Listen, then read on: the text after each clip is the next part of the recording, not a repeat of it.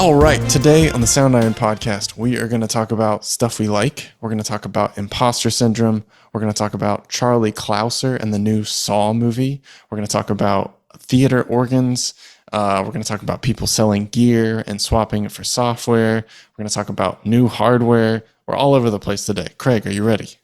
Whoa. Yeah. Slow it down. You better get real excited. I'm going to just slow it down there, bud. Let's do it. Speaking of Matthew McConaughey, he just went on the Smartlist podcast. Dude, it was so funny. I'm going to have to send you the clip, but they basically had technical difficulties the first time that he tried to go on the podcast, and they just like sat around for 30 minutes, and Jason Bateman just got super frustrated and rage quit at the end of it, and Matthew McConaughey just starts dying laughing at him, just like laughing so hard. It's gold. It's like comedy gold. Like, did he actually flipped out and left, or was he like jokingly? No. He was like, I'm in a tailspin, and he hung up. Jason Bateman, that's the Ozark guy, right? Yeah. Oh, damn. It's very funny. But I gotta watch it. Let's go ahead and start with 3 questions to get unstuck. So this says 3 questions to get unstuck and start making progress. Are you frustrated, procrastinating, stuck? You've scrolled through all the timelines, checked your email 10 times, and now what? You don't feel like working. This is a common state of mind. Fortunately, there are ways to escape feeling stuck, and one of them is a brief moment of reflection. So, here are the questions you have to ask. What haven't I done yet, and why? This simple question helps you clear your mind and capture unfinished business. Most of us walk around with a lot of unresolved tasks on our mind, like, I need to buy new coffee beans. I should respond to that email. I need to message Ben. All of this mental clutter piles up. If you ask yourself, what haven't I done yet, and write down a list, this is a battle-tested way to capture that unfinished business so you can deal with it deliberately. Once you write it down, you can choose to go into greater detail by asking why. Asking why you haven't done something is useful for those harder to-dos. And so he gives an example. He says, what haven't I done yet? Worked on this presentation. Why? I don't know where to start. It doesn't feel urgent. I want it to be awesome, but I don't feel good about the slides I made. So a big part of it is just feeling overwhelmed. And instead of starting anywhere, you just don't start at all. Yeah, just get paralyzed. Exactly. The next question is, what's stopping me from doing this? And so we'll take a goal like, I want to exercise. What's stopping me from doing this? I don't have a gym membership. I don't have a routine. Don't know what to do. I don't feel motivated. Once you write these down, you can usually figure out how to address the obstacles. And then the third question is, what is making me feel frustrated or discontent? And here are some examples of small things that can cause frustration on a daily basis. A cluttered room, a broken bathroom lock, a full email inbox. And he says, like, if you take 5 minutes and try to clean up a space, it can really assist you in feeling less frustrated. So I don't know if you struggle with procrastination, but I really like the first question the best. What haven't I done yet and why? And just writing down the things you haven't done yet, it helps kind of present you a clear picture of where to start. Yeah, I think for certain things, like, I think for me, the reason a lot of times I would procrastinate on certain stuff, even like, I should practice guitar, or like, I should, work out more or something. It's usually, it's just a matter of forming some kind of routine. I feel like for me, that's like the best way to like be consistent with stuff, is to have some kind of like routine to where it's like, this is just what I do. Totally. It's like when that breaks, it's almost kind of like hard to get back in. So it's like you have to just develop that kind of like, okay, like every day I'm at this time or something, I'm going to do this thing. It makes it a lot easier to stay consistent with that when it's just kind of like, like I should just on a whim do this. It's like, it almost has to like serve a purpose. Like, why am I doing this? What's it for? If I'm just like mindlessly doing this, I'm probably not really practicing anyway or something, Yeah. A lot of the times when I do like my workouts, I will listen to a podcast that is health related. So I'll listen to Huberman or Peter Attia, or like guys who are talking about like longevity and living a healthy lifestyle. And that sets the context for why I'm working out. Mm-hmm. Yeah, that's good. Rather than just like, oh, I want to have this aesthetic or whatever. Yeah, it's because it's good to have that mental, knowledge that you're learning while you're doing something physical. Hmm. Like usually whenever I would do cardio or something, that's usually the time I would like listen to music. Yeah. A lot of times it could be anything from like if I'm like, all right, I need a little bit of a kick in the pants, listen to some metal or something. But a lot of times I would listen to orchestral music just to just like really trying to just and listen for certain parts of the orchestra, what they're doing, how the music's interacting, and the different orchestral sections are interacting together, just to kind of like analyze it a little bit. So if it's like something that musically I'm trying to work on or get better at, I'll try to use that as sort of like while I'm doing a physical thing, I'm trying to learn or break something down for my own benefit kind of thing. Yeah. But yeah, the listening to the podcast and stuff is good too, especially because like if they're talking about health stuff that is tied into what you're doing with working out, I think because there's so many aspects to health, Yeah. than just throwing around a bunch of heavy weights or something. It's like I have a friend who he's been getting into working out for a while, and he's very like easy for him to get in patterns. Hmm.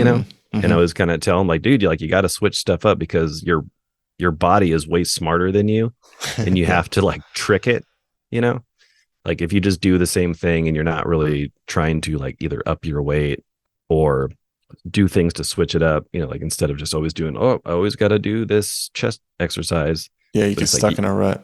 yeah, and you don't really see the progression. Same thing with food. If you're dieting and stuff, like you got to switch stuff up and or not just eat the same thing all the time. So that is ways to get unstuck. If you are stuck and you're in a procrastination loop, you can write some stuff down. What is keeping me from progressing, and why have I not made progress? And I like breaking it down into smaller pieces like that. Yeah, I think that's good. The next thing is new toys. Have you seen the Native Instruments Control S Series MK3? I have actually got a chance to play around with it when we were at NAM last year when we were Oh, okay. we were hanging out with the NI guys, just With the German fellas. the German fellas catching up, seeing what some new cool things that they got going on, and yeah, it's got the poly aftertouch, Yeah, and the really cool thing is like I have been using this S61 for years now, and I really like it. Like the only thing is like I'm not a big user of Complete Control uh, as far as like actually opening that up. Like usually it's always Contact. So the right. fact that now it talks to Contact instead of needing it to talk to Complete Control, I think is really cool. And I think a lot more people are going to utilize those features now I agree. because I think most people are just used to loading up Contact. Yeah, You I know, think that was the biggest complaint I saw about the previous keyboards is like I know when Manchester Music got his on his channel, he was like, I didn't realize I have to use this completely separate software in mm-hmm. order to run the keyboard, and like I can open Contact inside Complete Control, but it's just not the same and it's tedious. And I totally get that take. I really like Complete Control for like browsing presets and all the preview functionality and stuff like that, but it's not like workflow.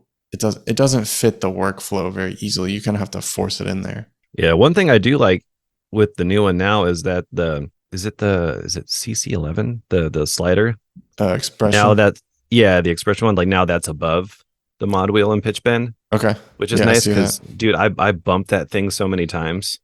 And if you have something that's connected to that, let's say like volume or whatever or Yeah. expression, and you just boop, and you're like, wait, where is it? Oh, and you gotta like slide it back up.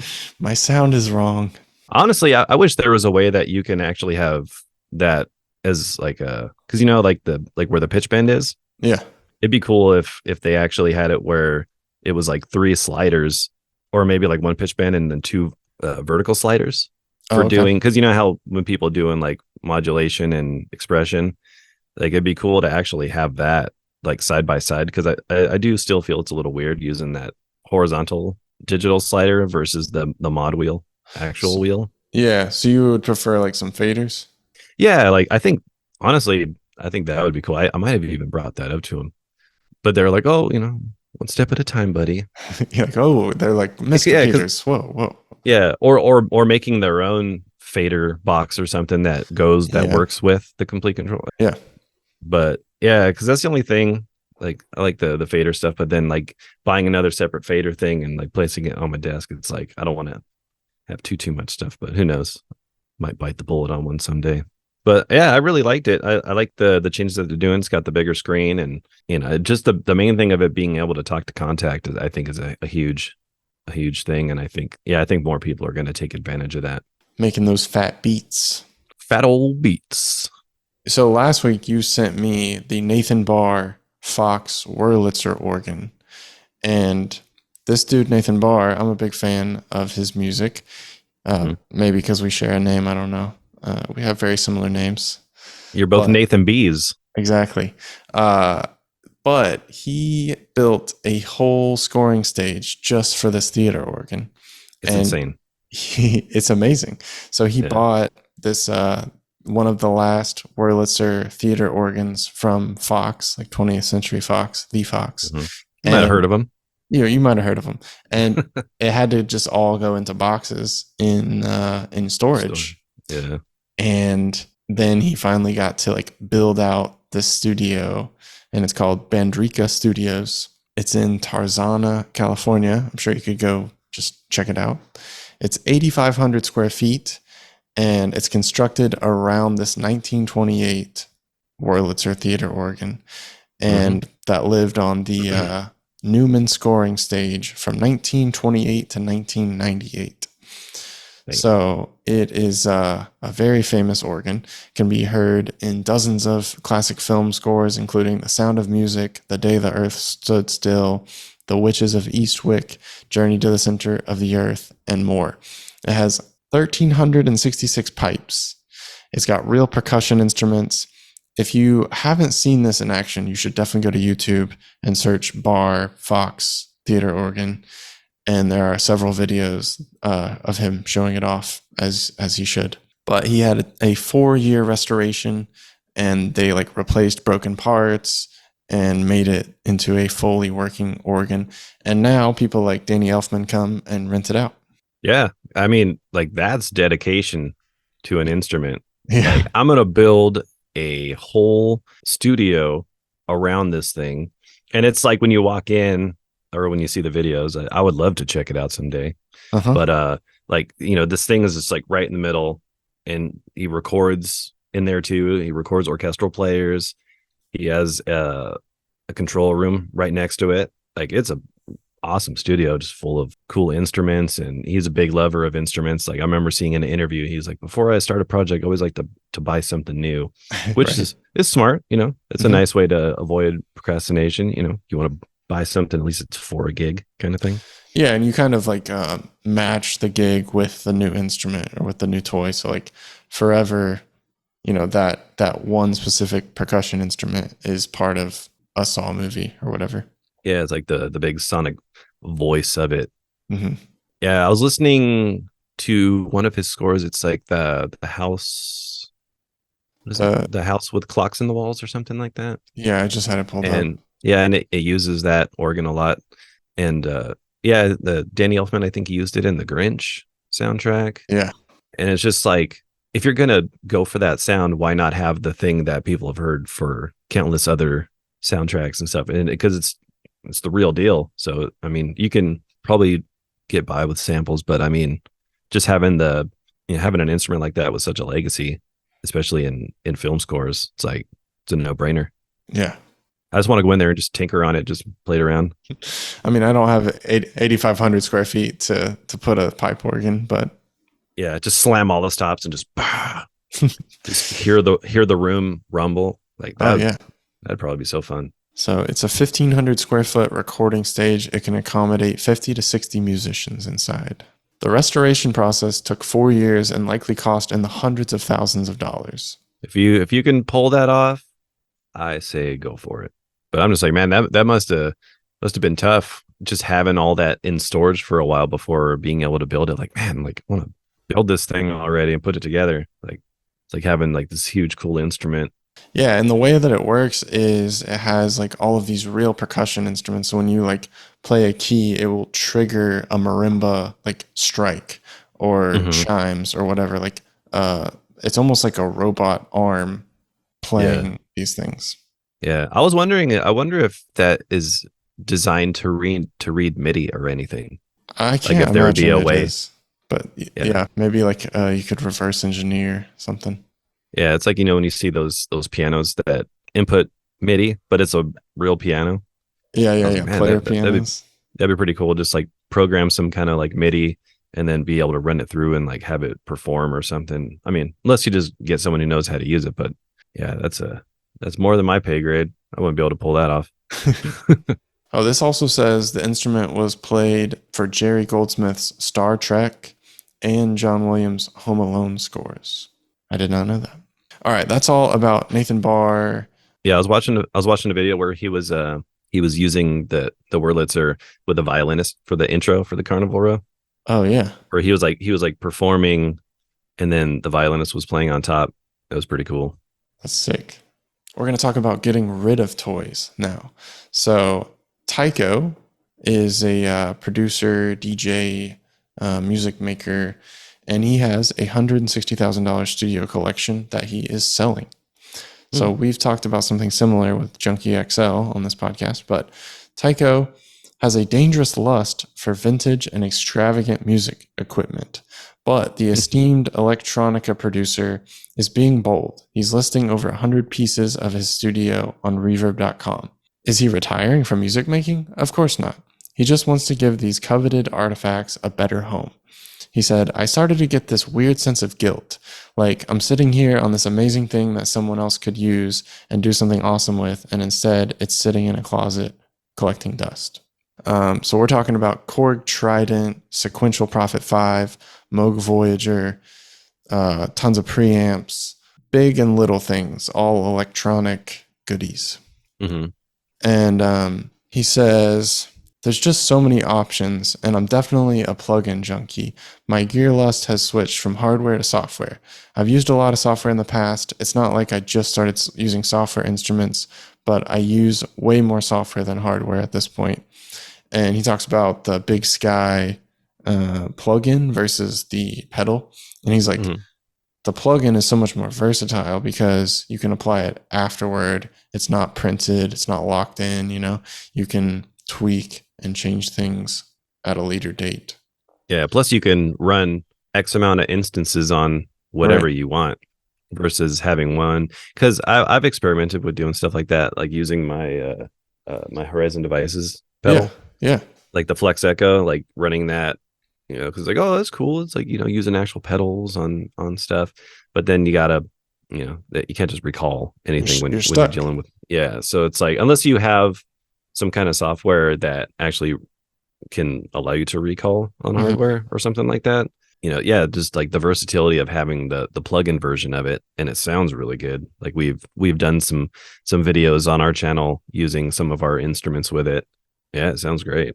Oh yeah, it's a great reverb plugin. When I was making the quadrille stuff, I ran it through the pedal board and I liked getting stuck, like locking in a sound and not having recall.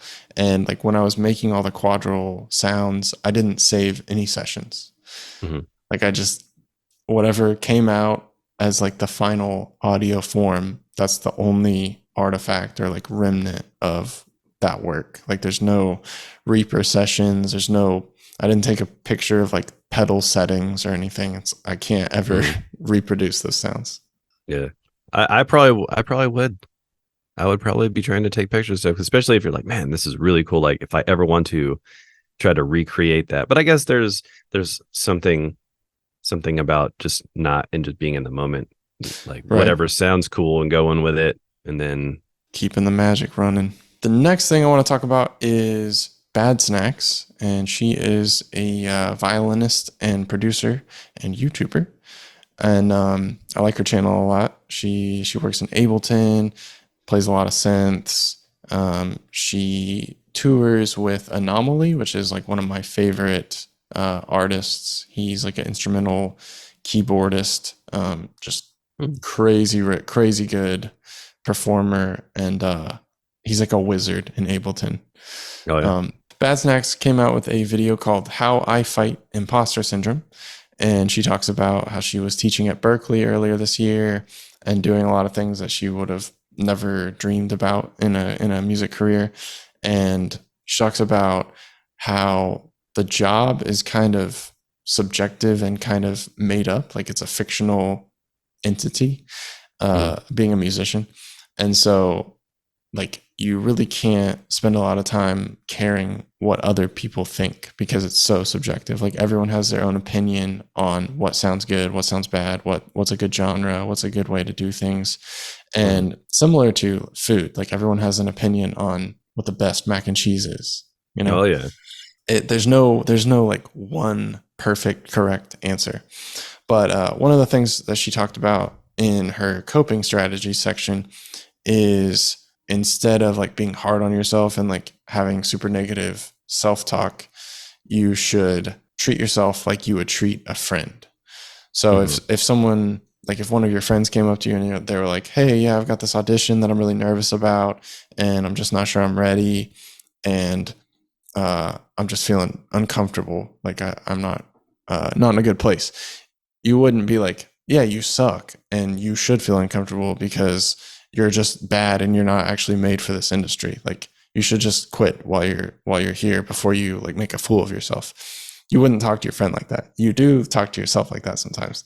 And so if you can kind of get into that more friendly, competent voice, it's helpful.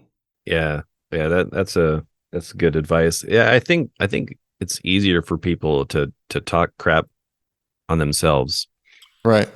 Because it's like, you know yourself, you know what your weaknesses are, you know, things that you're good at, or maybe what you think you're good at, or what you hope you think you're good at, you know, and it's like, it's easy. Yeah. It's easy to be down on yourself because you hear, and I think I've heard someone say this before, that like a lot of the negative self-talk that you hear is like something you've probably heard told to you maybe growing up, and it's just like those lingering voices that just tend to come back, like you're not good enough, or Sure.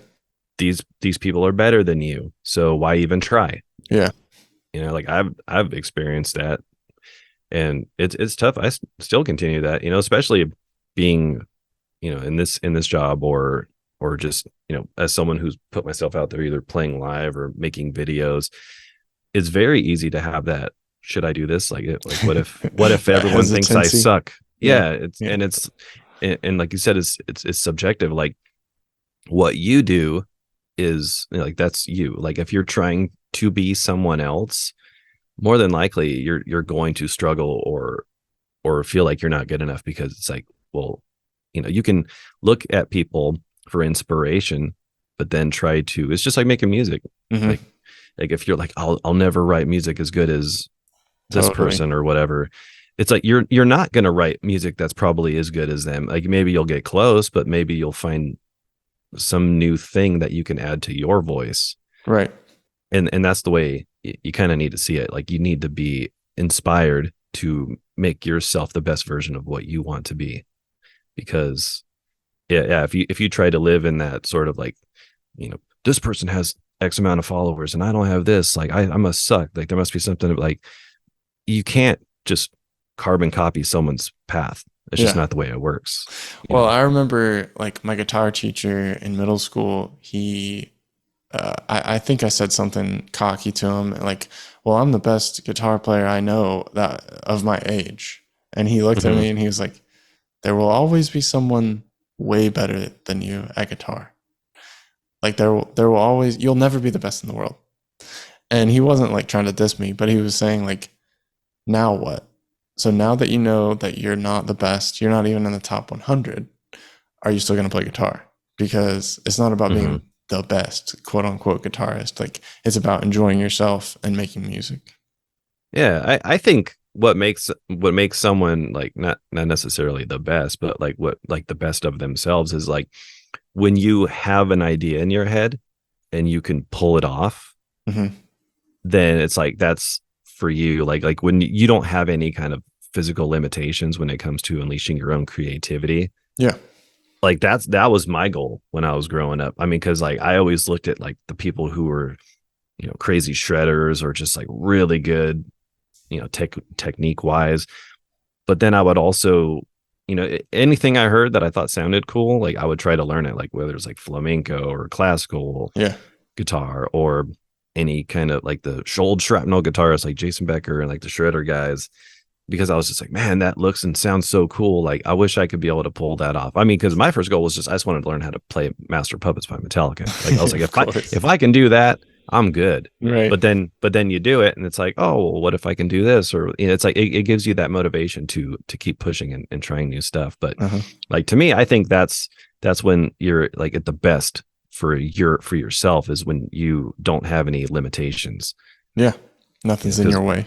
yeah, you know, and that's why I was like trying to learn different techniques and stuff like that. Cause it's like, I didn't want to, whenever I tried to join a band, have them like, all right, so this is the part, and I'm like, I can't do that. Yeah. You know, that was the thing. And there's plenty of stuff I can't play. Totally. Guitar players out there these days, like you'll see a bunch of stuff on social media doing all this crazy, like Andy McKee on steroids, you Uh-huh. know, like boom, like all this weird, like, and that to me is almost like harder than learning Crazy electric sweeps guitar or whatever. shreds. Yeah, like Yeah. that's way harder because especially playing on a steel string guitar and doing slides and tapping, like it's very easy to hear something wrong. Yeah. Or it's you have to be way more on it. You know, you can get away with a little bit of distortion and delay and reverb or you know things like that. But yeah, for me, I just never wanted to have limitations, and I think you're never gonna be the best. Right. Like, you'll If probably you get to a hear it. point where you're pretty good at something, you Yeah. know, but you're always gonna see somebody, especially now, or you know, like with YouTube, like when YouTube popped up years ago, and you see some little 5-year-old kid just ripping it, and you're like, Outplaying you. wow. So it's like, yeah, like being the best, like, yeah, that might get you so far, but might not make you the happiest mentally because you will fall into imposter syndrome when you see all these gnarly players. You know, Yeah. it's like then that's when it's just like, all right, but trying to be the best, that's not the goal. I just want to be able to like see myself playing what I want to play. Like Steve Vai used to talk about how he used to imagine himself like playing guitar. He'd close his eyes and his hands are moving all over the place and he's like using the whammy bar and all this crazy sound is coming out. And he visualized it. Like that was one of the things he was talking about. Like if you can visualize yourself doing something, then you Hmm. can do it. If you can't, then probably won't be able to do it. Right. The other point she made about coping strategies is asking yourself, so what? Or now what?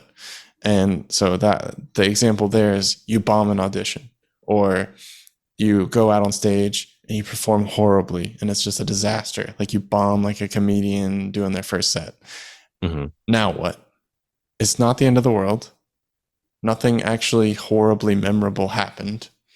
Unless you set the place on fire or something crazy. But like Mm-hmm. everything is fine.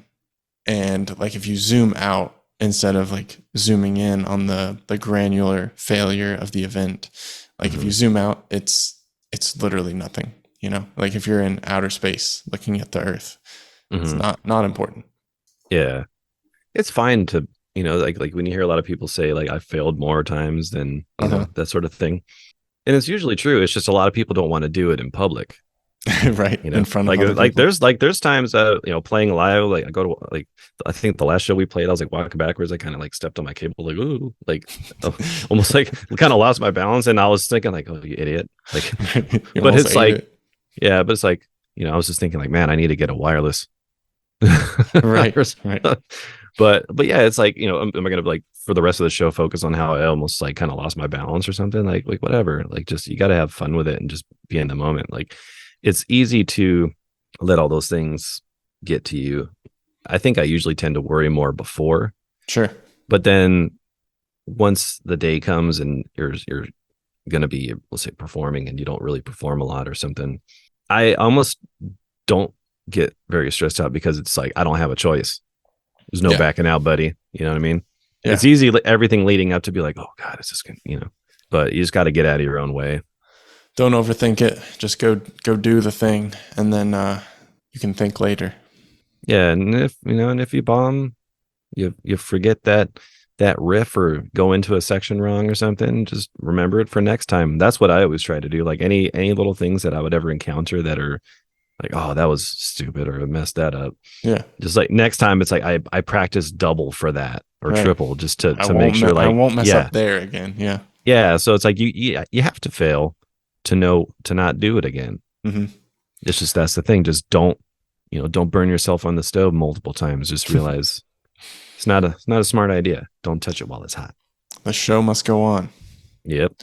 So recently we released two interesting libraries. We released Sitarion and Cyborg Bytes. And I will talk about Cyborg Bytes real quick because I made it. Cyborg Bytes is a bunch of electro percussion. It's like futuristic, glitchy percussive kits. And so it's 10 drum kits and 10 ambiances. And it's the newest of our iron packs. It's a lot of fun. It's a small library, so it's kind of a bite-sized, good for a good time, $5 at the moment jam sesh. So that Bite size, pun intended. Pun always intended with libraries like this. So that is Cyborg Bytes, and we have a little robot DJ. His name is Minim, and our very own Chris Marshall designed him. And hopefully he will appear in some other libraries as well, just spinning discs and making beats. Making those fat beats like we talked about earlier. And then you could tell us about Sitarion. Yeah, so Sitarion is a really cool library. It's an electric sitar that we did with Chitrini Nirupama, I believe is her name. And it's loaded with all the cool articulations you need to pull off a realistic sitar performance. And she has this custom built sitar that she had made for her that sounds awesome. Mm-hmm. And she's a great player. And there's over 3,000 live performance phrases, and they're super inspiring. The track I'm working on with it uses some of the phrases and some of the playable articulations. There's these different bends and different types of little ornamented articulations that are just, that you can't quite pull off with just like a sustain or a pluck. So being able to add those in is really cool. And it uses the templates based off of the what we use for Ex Machina. Mm-hmm. So it's designed really well for stringed instruments and with some modifications because it has the Chikari and the sympathetic strings, so you can utilize those with those other ornamented articulations or the regular plucks. And she sampled every note, right? There's she literally sampled every note. There's a bunch of round robin and velocity layers, so you can get some really, really authentic sitar sounds with this. And yeah, this is cool now that we finally have a sitar in the Soundiron arsenal. It's just growing collection of anything we can get our hands on.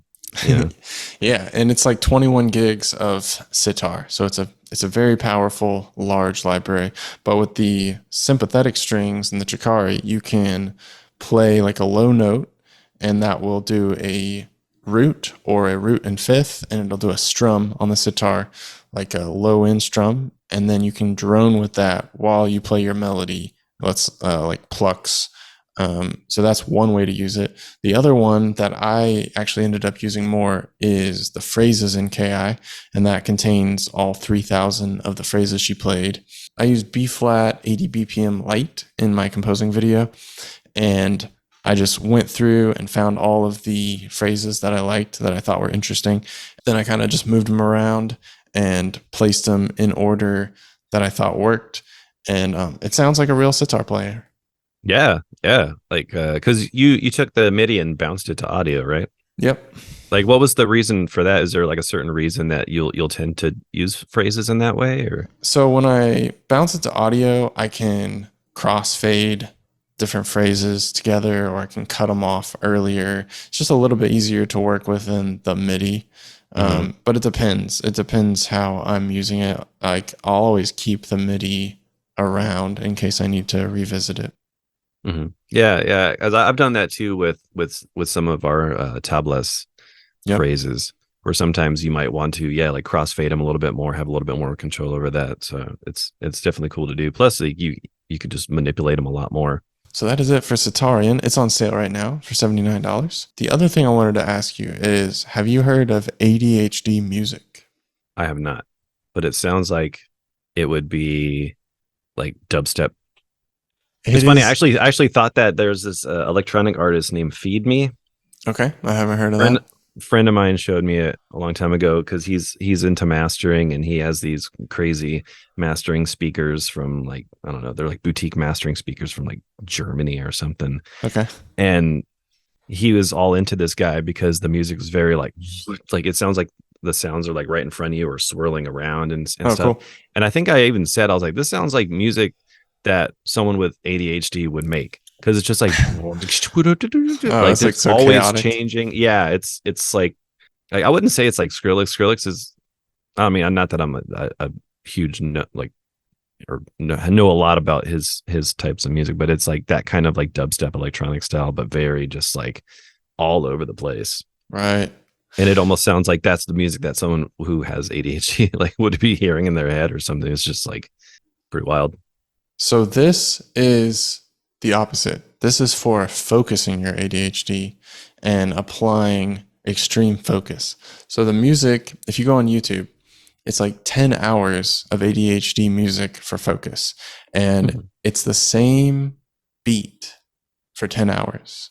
So you have like a 4 to 8 bar loop of chords and a beat. It's like usually like muffled choir, some like synth pad, a very steady drum beat, and that's kind of it.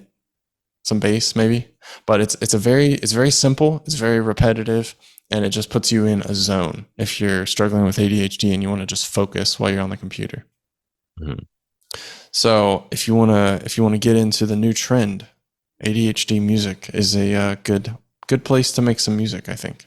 Yeah, I've never heard of that. I mean, I've heard of people listening to like chill lo-fi stuff for focus just because it's very not too much going on. Yeah. Definitely not, I mean, not as repetitive, because there'll be little variations and stuff, but it's cool. I've had that playing in the background sometimes, but yeah, I never heard of that ADHD music. I should check it out just to see Yeah. if it gets me in the zone.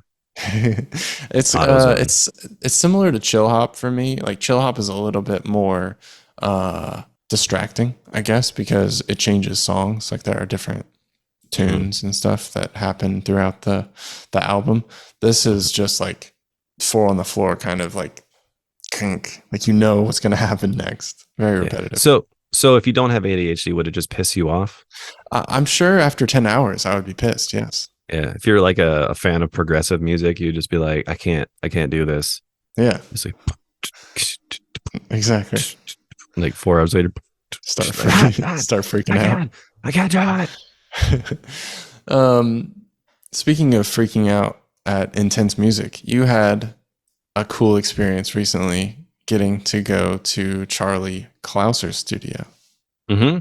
Yeah, I got to visit him in his home studio and talk about the new Saw X movie that he composed the music for. The guy's been holding it down music wise for all the Saw movies since Saw 1.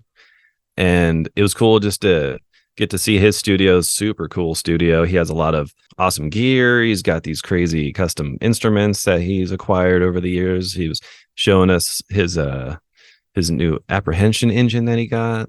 That's and awesome. the K-Elastis, the big crazy contraption made by Chas Smith. And he was saying originally it was supposed to be used for a John Williams concert, but he said it sounded too scary and too evil, so they never used it. And then it's just been sitting there. So waiting for him. Yeah, so he acquired that. I mean, it's perfect for Saw movies. I got some footage of him using it. You'll see it in the studio interview that I did. And he was breaking down, just like how he's been composing music over the years, a little bit of when he, talking about when he was in Nine Inch Nails. Because I'm a big Nine Inch Nails fan, so it was cool just to chill with him and hear some cool stories and how they used to work back in the day. And because it's crazy how technology has come along. Like when you hear, he was telling me some stories about how people used to try to like tune vocals and like literally having to go through like every syllable, stuff like that. And it's like now you just throw on this thing and auto tunes the whole thing. It's like it's crazy how, he's sort of been through like the genesis of music technology and how he uses it, and it's really cool. And yeah, he Yeah, was he's breaking had down, a crazy career. yeah, and breaking down a couple cues, showing how he's using some Soundiron instruments in the new Saw score. So if you're a fan of Charlie Clouser, or you like watching composer interviews, definitely check that one out on the YouTube channel. So, what is an apprehension engine? So it's this instrument that I believe Mark Corbin had this instrument maker build for him, and it's this box that's got like some different pieces of metal dangling off of it. It's also got this kind of hurdy-gurdy thing on there, and it's got some contact mics in there, and it's just this contraption that's just built for creating all kinds of creepy sounds. Yeah, And so you can like pluck it or bow it, right? yeah, you can bow it, pluck it with the hurdy-gurdy thing. I think there's also some aspects of it that you can use with an ebow. Okay. So it's just one of those contraptions to make some wild sounds, especially if, for horror stuff. Like in the studio with Charlie, he was talking about how certain parts of the Saw movie, he used the hurdy-gurdy to kind of conjure up that sawing sort of thing. Yeah, So I was like, oh, that makes sense. So yeah, he was talking about how he uses that. And yeah, like Mark Corbin, I'm a big fan of him. Like that dude's just, he knows how to bring out the horror. And I've seen some videos of him using his apprehension engine doing performances, and yeah, that thing's wild. I would love to get one, but it's gotta drop some coin on that one. that is true. Maybe you could build your own. Yeah, yeah, be like Venus Theory and build my own little mini apprehension engine. Do you ever see that video where he He's built like, that? this And sounds terrible. yeah, but it sounds great. Okay, my last thing before we go to recommendations is, where do all the broken guitars go? And this was a fascinating video from reverb.com. They work with a company called Franklin Guitar Works. And anytime you see a refurbished guitar on Reverb, it is most likely from Franklin Guitar Works. Hmm. They get like 100 guitars in every day that are broken in some way, and they try to export 100 repaired guitars every day. Oh wow. And I love the concept of it because there's so many guitars, and there's like B stock, which is when something cosmetic has happened to the guitar, Mm-hmm. and the company like Fender says, well, we can't show that, that's not our work of art, beautiful guitar, so that's now B stock, and like someone else can sell that. And then there's refurbished, and refurbished means a professional has come in and repaired it to basically brand new, but something happened to it before. So the most common thing that happens is a headstock breaks off, Mm-hmm. and that can happen like you slam it on stage, or the UPS driver breaks it somehow when they're delivering it in the cardboard box. Bastards. So yeah, an airline worker throws it, Oh, it's the worst. But this company like tries to fix every guitar that comes in. If they can't fix it, then they will put it in the guitar cemetery of sorts, and like do the pick and pull style thing that like people do with cars, where you just like you take the pickups off. Exactly. You take the pickups off, you take the tuners off, you sell everything that you can from it, and then they will turn the bodies into furniture of some sort. Oh wow. So like decorational, like a wine glass holder or a book stop, that kind of stuff. So it was really interesting to see this company kind of work and like see the factory. You can imagine like they're not building any guitars, they're rebuilding guitars. So everything is hand tools, and it's like one-on-one, a lot of like hands-on personal time with an instrument. Yeah. I've had some instances where my brother's dog jumped off the bed and knocked my guitar. I had an Ibanez RG 250DX. Okay. It's actually hanging up right over here. Still got it. Still got it, yeah. But when the dog knocked it over, the headstock went and just cracked. like right below like around like the first and second fret on the back of the neck. It Yeah. just snapped. And luckily I was able to get it fixed. They're able to like clamp it and glue it together, and it's been fine. But man, it sucks how easy it is for something like that to happen. So be careful, folks. Yeah. Try to take good care of your instruments. Yeah, unless you're on stage doing some wild stuff and you're just like, you know what, I'm endorsed. I'll just throw just be like the bass player of Nirvana and throw your bass in the air and just have it crack your skull open. Stuff like that. No, don't do that. Yeah, Craig's giving bad ideas now. Yeah. Yeah. Shut it down. Time to wrap the podcast. Yeah, turn your instruments into weapons, folks. All right, let's move to recommendations. My recommendation to you, sir, is this podcast I've been listening to pretty religiously called Tetragrammaton with Rick Rubin. And Rick Rubin wrote a book called Creativity, the State of Being, or A State of Being, or something like that. And he's got this podcast now where he interviews the greats of a bunch of different industries. So he had Owen Wilson on, he had Tom Hanks on, he had Trent Reznor on, he had several different musicians, like marketing people. He just anybody who he thinks is interesting and he's like friendly with. He's just like, hey, come on the podcast. And they do like a Joe Rogan style long form interview. It's usually 2 or 3 hours of him just kind of hanging out and listening and asking good questions.